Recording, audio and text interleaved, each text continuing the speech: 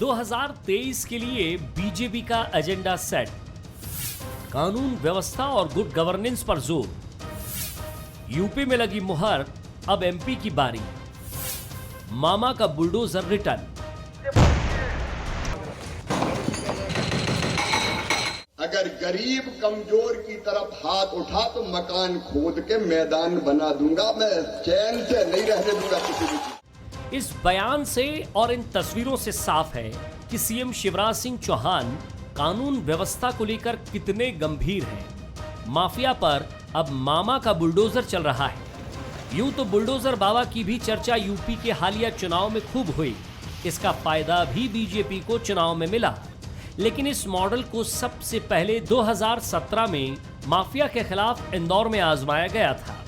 इन कार्रवाइयों की यूपी के सीएम योगी आदित्यनाथ ने तारीफ की थी, जिसके बाद बीजेपी ने यूपी में इस मॉडल को अपनाया। और अब 2023 में मध्य प्रदेश में चुनाव है, तो ऐसे में प्रदेश सरकार कानून व्यवस्था पर फोकस कर रही है। आज मैं ये साफ कह रहा हूं, मध्य प्रदेश में जितने गुंडे और अपराधी हैं वो भी सुन लें। अगर गरीब कमजोर की तरफ हाथ उठा तो मकान खोद के मैदान बना दूंगा। मैं चैन से नहीं रहने दूंगा किसी भी चीज। शहडोल में आप देखो क्या कार्रवाई हुई है।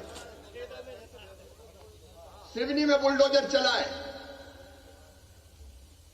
श्योपुर में बुलडोजर चला है, जावरा में हमने जो मैंने कहा है मकान खोद के मैदान बना दिया। गुंडागर्दी करने वालों, मध्य प्रदेश की धरती पर तुम्हारा अस्तित्व मिटा दिया जाएगा, क्रश कर दिए जाएंगे, कुचल दिए जाएंगे। 2018 के विधानसभा चुनाव के नतीजे बीजेपी की उम्मीद के मुताबिक नहीं आए थे। सरकार की तमाम योजनाओं के बावजूद नतीजे उम्मीद के मुताबिक नहीं रहे थे। तो इस बार बीजेपी कोई गुंजाइश रखना नहीं चाहती। इसलिए शिवराज सिंह चौहान के लिए बुलडोजर मामा की छवि की बात होने लगी है।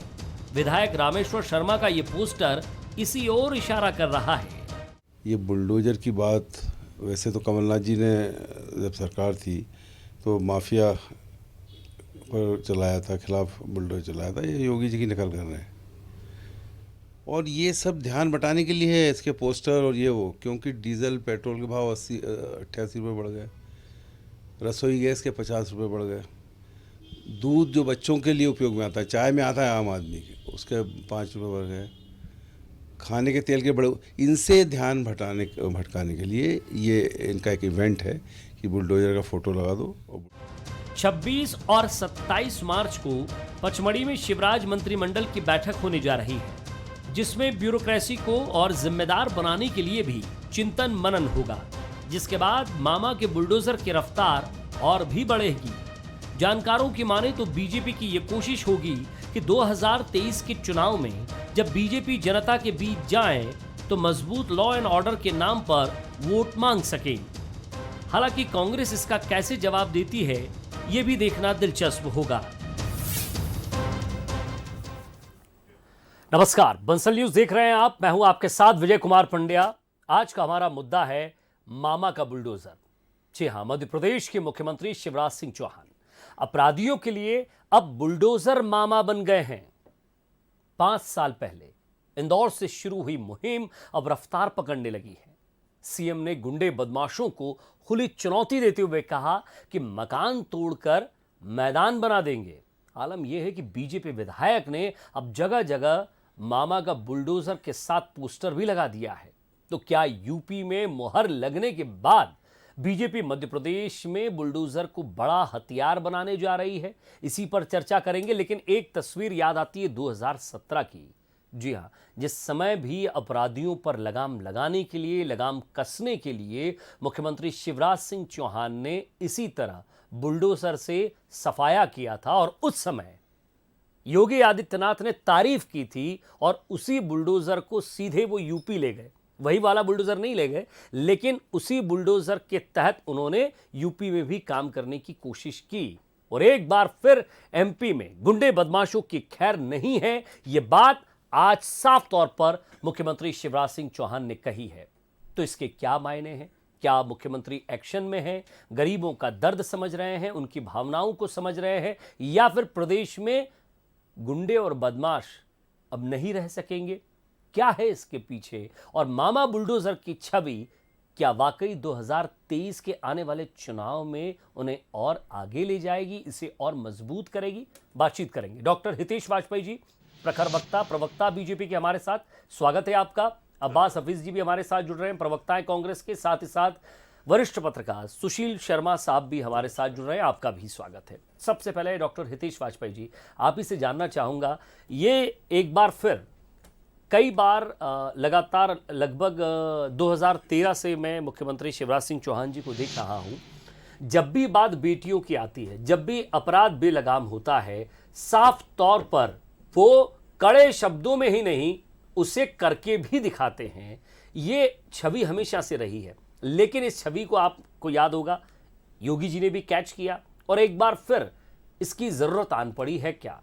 देखिए, बहुत अच्छी बात आपने कही है और हम ये जानते हैं कि सुशासन का एक बहुत बड़ा हिस्सा होता है कि आम आदमी की ज़िंदगी में जो लोग आतंक फैला रहे हैं उन लोगों को भी हम कंट्रोल करें, और ख़ास तौर से ऐसे असामाजिक लोग जो जघन्य अपराधों में शामिल हैं और उनकी पृष्ठभूमि ऐसी है कि उन्होंने उन अपनी आपराधिक छवि की आड़ में, दबंगाई में अतिक्रमण कर रखा है, लोगों की ज़मीनों पे कब्जा कर रखा है या लोगों को प्रताड़ित कर रखा है। तो उनके जितनी भी अवैध गतिविधियां हैं वो समाप्त होने से लगे।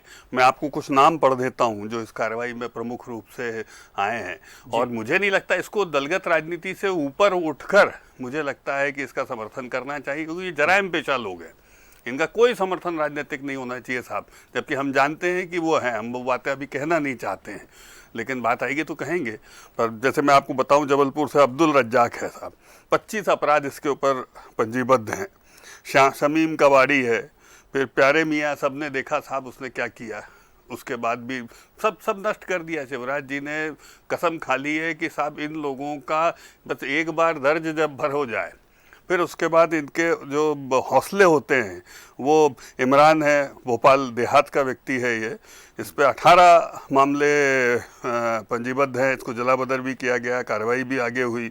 फिर उसके आप हाफिज़ अली को ले लो, कुंदन लूनिया को ले लो, फिर आप उसके बाद एक बहुत बड़ा ड्रग्स रैकेट, 72 करोड़ की साहब ड्रग्स पकड़ी गई थी, आप लोगों ने भी उसको कवर किया था।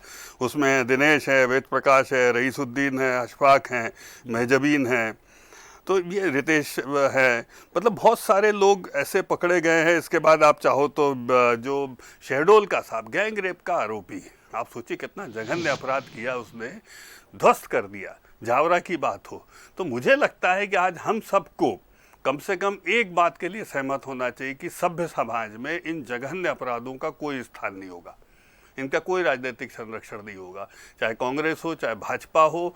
हमें प्रदेश में ऐसे ही हुक्मरान चाहिए जो इनको जमींदोज कर दें, इनके हौसले पस्त कर दें। जीरो टॉलरेंस होना चाहिए इन लोगों के लिए। मुझे लगता है इस व्यवस्था की ओर हम बढ़ रहे हैं, और भी बहुत कदम उठाए गए, आगे मैं बताऊंगा। जी, अब्बास जी हमारे साथ जुड़ गए। अब्बास जी, गुड गवर्नेंस और कानून व्यवस्था के लिए कड़े तेवर मुख्यमंत्री शिवराज सिंह चौहान के दिख रहे हैं। साफ तौर पर कह रहे हैं कि मकान खोदकर मैदान बना दूंगा। कानून व्यवस्था के लिए क्या एक जनप्रतिनिधि का, जो कि प्रदेश के एक संवैधानिक पद पर है, मुख्यमंत्री है, उनका ये एग्रेशन कांग्रेस उसे किस रूप में ले रही है?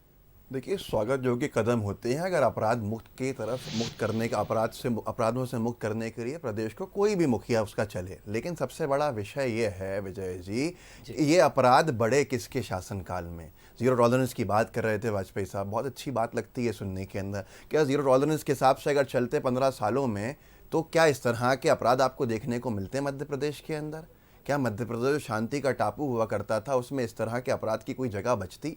जघन्य अपराध जिनके ऊपर कहा गया। आज सबसे बड़ा विषय यह है कि मुख्यमंत्री भी कोई दूसरा नहीं था, मुख्यमंत्री भी शिवराज जी ही रहे हैं। तकरीबन 15 साल तो उन्होंने अब अपने पूरे कर लिए। उनके शासनकाल के बाद जब कमलनाथ जी की सरकार आई और जीरो टॉलरेंस जो नीति अपनाई गई, और जहां पर माफिया के खिलाफ कार्रवाई की बात और माफिया के खिलाफ विरोध अभियान पहली बार मध्य प्रदेश की जनता ने सुना, उस वक्त पता चला कि मध्य प्रदेश में कितना और किस तरह का माफिया का नेक्सस काम करता है। और ये कार्रवाई के बाद हम धन्यवाद देते हैं कि शिवराज जी ने उसके ऊपर चलने का काम किया और ये नहीं किया कि कोई दूसरा व्यक्ति हमारी कांग्रेस की सरकार की नीतियों को नहीं लेंगे। अब सबसे बड़ा विषय ये है कि मध्य प्रदेश में क्या कानून का राज चलेगा या शिवराज जी जिस तरह से करना चाहें, जिसको जो चाहें कर देंगे। अदालतों के जो फैसले हैं उनकी ज़रूरत बची है क्या हमको, ये बड़ा विषय है। बड़ा विषय मैं ये नहीं कह रहा, मैं नहीं समर्थन कर रहा, बहुत अच्छी बात।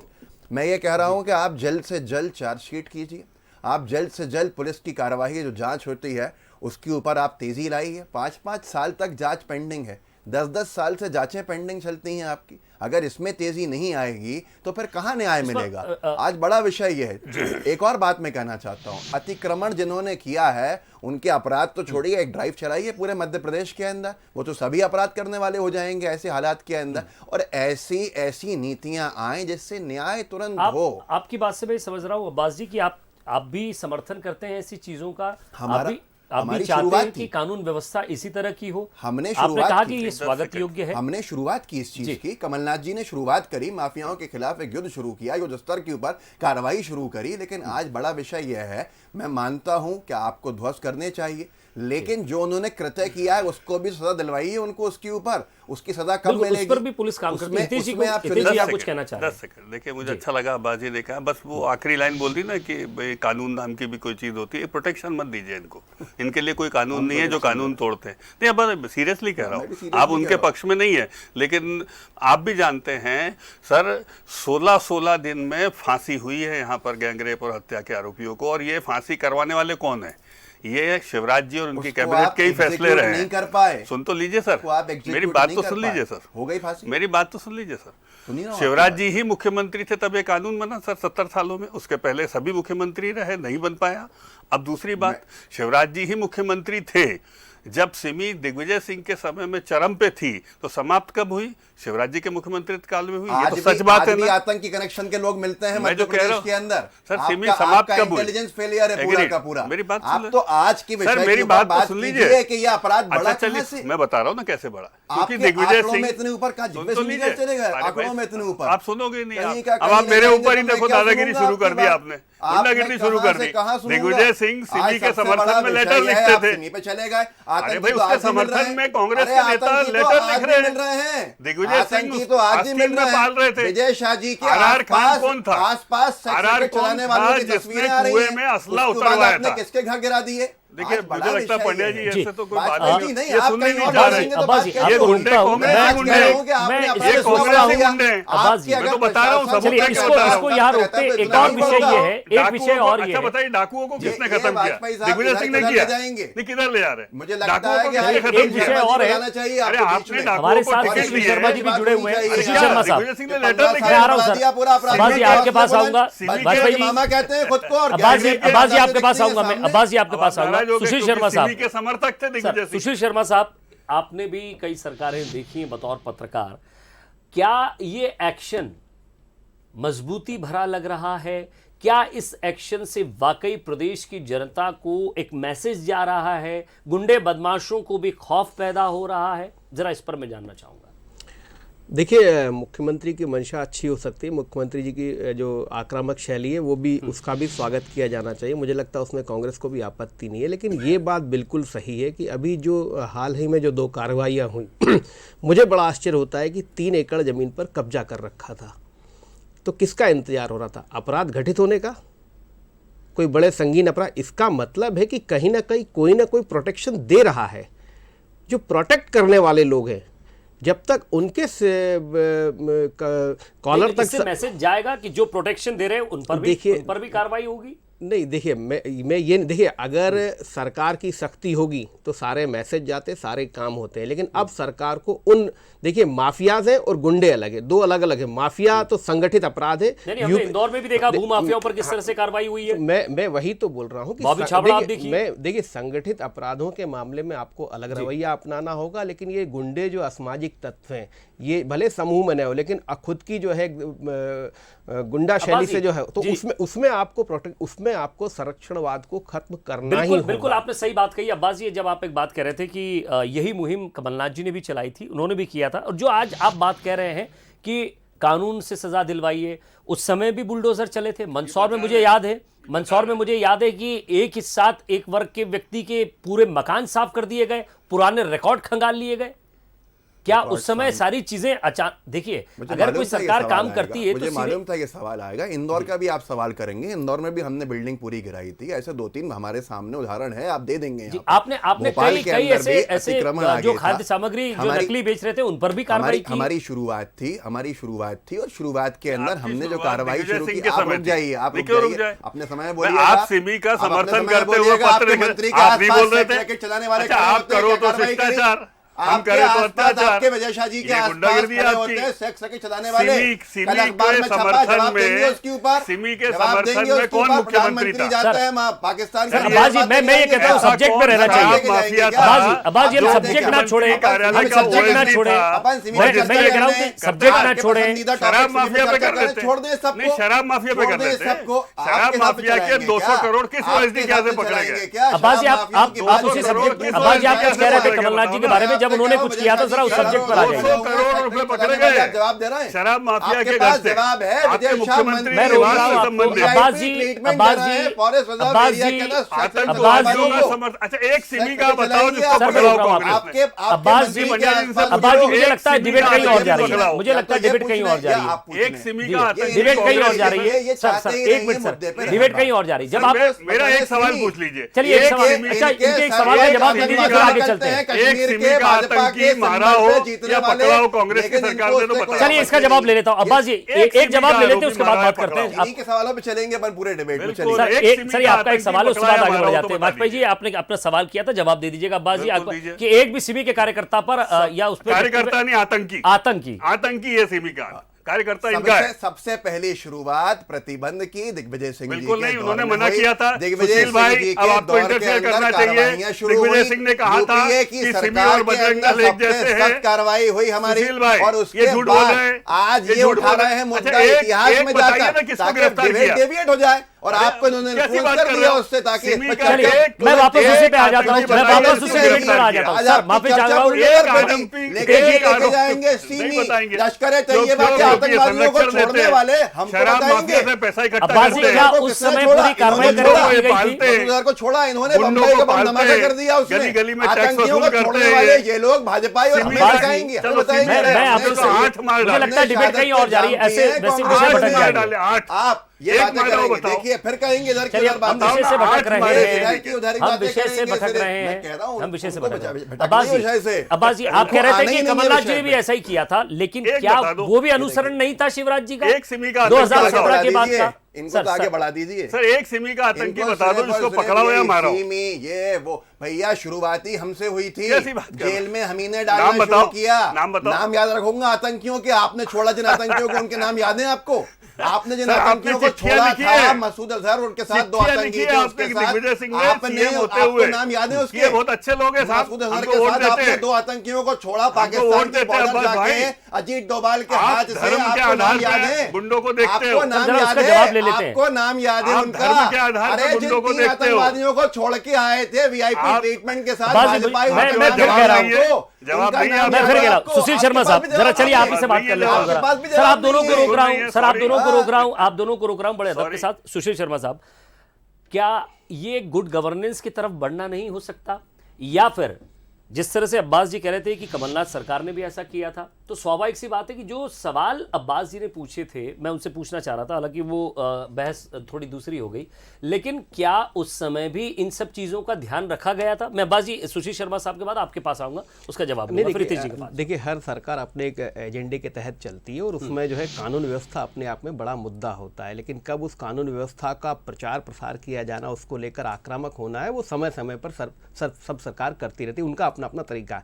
लेकिन मैं जो दूसरी बात कह रहा हूँ, देखिए यूपी के हालात अलग हैं, मध्य प्रदेश के हालात अलग हैं, लेकिन मध्य प्रदेश के इस कदम का इसलिए बहुत महत्वपूर्ण समय है क्योंकि देखिए यूपी में जब आप गुंडा राज खत्म करेंगे, माफिया, तो किसी न किसी राज्य में जाएंगे, तो हो सकता है कि मध्य प्रदेश उनकी वो हो जाए। तो अगर यहाँ पर रोकना है तो यहाँ पर सरकार का आक्रामक और सख्त होना बहुत ज़रूरी है। लेकिन इन सब के बावजूद वो सवाल अभी भी मौजूद हैं कि आखिर गुंडे मवालियों ने इतनी संपत्ति, इतने अवैध कब्जे करके रखे थे, तो उसके लिए जिम्मेदार कौन है? सरकार ठीक है गुंडे मवालियों पर कार्रवाई करे, उनका पूरा नेस्तनाबूद कर दे, लेकिन उनको संरक्षण देने वाले वो चेहरे भी, सफेद पोश चेहरे भी सामने आना चाहिए। आपसे पूछता हूं वाजपेयी साहब, मैं आऊंगा बाजी आपके पास भी, कि एक तरफ मुख्यमंत्री की ये मंशा है कि गुड गवर्नेंस हो, अपराधी यहां से हटे, महिलाओं अब में जो अपराध हो रहा है उसको वो कम करें, और हमेशा से संवेदनाओं से वो भरे रहते हैं, लेकिन आखिर ये पनप क्यों रहे हैं? क्या इसके पीछे भी एक टीम लगनी चाहिए? कौन इन्हें संरक्षण दे रहा है? बहुत अच्छी बात कही सुशील जी ने। मैं इसका उदाहरण देता हूँ। जैसे कमलनाथ जी के साले साहब है, पता नहीं कौन है, दीपक पुरी जी, उनकी मोजर बियर नामक कंपनी है, 2,500 करोड़ रुपए एम्प्लॉय का खा गए, उसके बाद सड़कों का खा गए और ब्लैक लिस्टेड हो गए। ये सफ़ेद पोश माफिया होता है जैसे धीरे धीरे पकड़ता है। आप मुझे बताइए एक मुख्यमंत्री जिसके कार्यकाल में उनके ओएसडी के आगे 200 करोड़ रुपए मिलते हो। तो माफिया किसी पार्टी का होता है? यस, यही हमको लगा उस दिन। ओएसडी हो गए सीएम के, बताओ सीएम के ओएसडी के आगे 200 करोड़ रुपए, and imagine he suppose to be liquor king. मैं इस पर मजबूत जवाब चाहूंगा अब्बास जी, आपका मजबूत जवाब चाहूंगा। नाम लीजिए जरा, ओएसडी कौन थे जिनके यहाँ 200 करोड़ पर रंगे हाथों आपने गूगल पकड़ लिए? करिए, नहीं आप बताइए ना, मैं आपके मुंह सुनना चाहता हूँ। अगर आप शोर शॉट और टीवी स्क्रीन पे कहिए ओएसडी कौन थे, आप उनके नहीं, क्योंकि आप नहीं कह सकते, क्योंकि आप झूठ नहीं बोल सकते। आप पढ़ लीजिए, ईडी ने पकड़ा है, अहमद पटेल रहे नहीं, वहां तक गई है ट्रेन, 200 करोड़ रुपया आपने पकड़ा था, 13,000 करोड़ रुपए आपने वल्लभ भवन से इकट्ठा किया, केस चल रहा है, पास से पकड़े गए केस पैसे चल रहा है, जिसका संबंध 13,000 करोड़ स्क्रीन पे कहा टीवी वाले 10 जनपद तक कि गया मैं पैसा। भाजपा का आदमी हूं जो कह के निकला, और ये देखो ये जोड़ बिल रहे मिला हैं अब गए। ओएसडी भाजपा ईडी ने की जब सरकार पैसे के अंदर पकड़े जो रहने तो बिल वाले मिला हो, गए। अब दूसरी बातें करते हैं। 13,000 करोड़ पूछना रुपए चाहता हूं, सबूत क्या नहीं है। अपराधी माफिया गुंडे किसी पार्टी के होते मैं हैं? पहले आपकी बात का जवाब दे देता हूं। उनको संरक्षण कौन दे रहा है उससे समझ में आता है किस पार्टी से कौन किसका संबंध है। जो सुशील शर्मा जी ने कहा, आपने कहा हमने कार्रवाइयां की, हमने उन अड्डों को उड़ाया जहां पे जुए चल रहे थे, जहां शराब की तस्करी चल रही थी। हमने घरों पर नहीं, हमने उन अपराध के अड्डों को उड़ाया था जिनमें जो काम चल रहे थे। इंदौर के जब आपने काम किया था तब आरोप ये लग रहे थे कि आपने बीजेपी कार्यकर्ताओं को निशाना बनाया। महिलाओं को छुड़ाया गया, भाजपा के नेता समर्थन में आ रहे थे उनके, ये कार्रवाई गलत हो रही है, ये कार्रवाई नहीं होनी चाहिए। भाजपा के एक वरिष्ठ नेता ने सीधे सीधे प्रेस कॉन्फ्रेंस करके कहा कि गिन गिन के भाजपा के लोगों पर कार्रवाई हो रही है, भाजपा पर कार्रवाई हो रही है। भाजपा के नेता ने दिग्विजय सिंह के समय में जितने डाकू थे उनको किसने खत्म किया? कहां की बातें करने चले जाएंगे ताकि इस मुद्दे पे बात नहीं हो डाकू कि कहां हो गए में किसने पनपा दिया माफिया को। गिरोह चलता था वहां पे, मैं समझता हूं गुना कि मजबूरी है, न जाने किसको बचाने के लिए इस तरह से डेविएट कर रहा है। नहीं मुझे बताइए डाकू किसने खत्म किए? इतना छोटा सा सवाल है कि 15 साल में दिग्विजय सिंह ने क्यों पाला था डाकू? 15 साल में माफिया कैसे पनपा? हमने कभी इस ओएसडी सवाल बना किया, लिया जवाब क्यों नहीं मिला कि आपने महिलाओं के बना लिए लिया इतना सुरक्षित कर दिया यहाँ पर हालात कि आपके जो आंकड़े हैं छवि से लड़ना तो सबसे बड़े हैं। आदिवासी बच्चे सबसे ज्यादा गायब है हमारे यहाँ पर। आज सबसे बड़ा विषय है उमंग सिंगार ने के चुनाव में जब जाएंगे, उमंग सिंगार ने कैबिनेट मिनिस्टर रहते हुए क्या कहा था? सबसे बड़ा माफिया कौन है? दिग्विजय सिंह जी ने जवाब दिया है, आपकी सरकार से कहा कि कार्रवाई कीजिए। दिग्विजय सिंह जी ने कहा कि केस रजिस्टर करो, भाजपा वालों दम है तो केस रजिस्टर करो और मेरे ऊपर जांच बैठाओ। ये दिग्विजय सिंह जी के बोलते। आप नाम पूछ रहे थे, आज मैंने तक तो दिग्विजय सिंह का नाम नहीं लिया। समय की पाबंदी, आप दोनों को रोक रहा हूं, लेकिन सवाल यही है कि एक मुख्यमंत्री सर रोक रहा हूं आपको, आप दोनों को रोक रहा हूं, कीजिए ना हमारे ऊपर। सर थोड़ी सी समय की भी सीमा है, आप दोनों को रोक रहा हूं। बड़ी मजबूती से आप दोनों ने इस मंच पर अपनी बात रखी है, लेकिन सवाल यही है कि गुंडे माफिया अपराधी अब मध्य प्रदेश में बख्शे नहीं जाएंगे, लेकिन इनको संरक्षण किसने दिया इस पर भी काम जरूरी है। आगे देखिए हमारे साथ छत्तीसगढ़ में आज का मुद्दा खैरागढ़ की जंग। नमस्कार।